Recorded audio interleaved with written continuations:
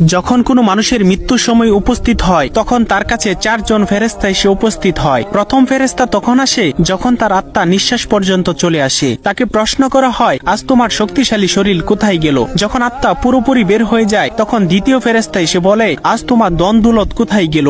দুনিয়াতে জানিয়ে তুমি গর্ব করিতে। এরপর যখন জানাজা উঠানো হয় তখন তৃতীয় ফেরেশতা এসে বলে, আজ তুমি এমন এক লম্বা সফরে বের হচ্ছ যা এর আগে কখনো করো নাই। আজ তোমাকে এমন এক ঘরে শোয়ানো হবে যেখানে নিঃশ্বাস ফেলানোর জায়গা পর্যন্ত নেই। যখন তাকে কবরে শোয়ানো হবে তখন চতুর্থ ফেরেশতা এসে বলবে, কাল পর্যন্ত তুমি জমিনে চলাচল করেছ, আজ তুমি জমিনের নিচে শুয়ে আছো। কাল তুমি হাসছিলে, আজ তুমি কান্না করছো। কাল পর্যন্ত সবাই তোমার সঙ্গী ছিল, কিন্তু আজ তুমি একা। কোথায় তোমার আদরের স্ত্রী সন্তান যাদের জন্য তুমি মাথার ঘাম পায়ে ফেলে উপার্জন করেছিলে? আজ কেউ তোমার সঙ্গী হবে না একমাত্র আল্লাহ ছাড়া।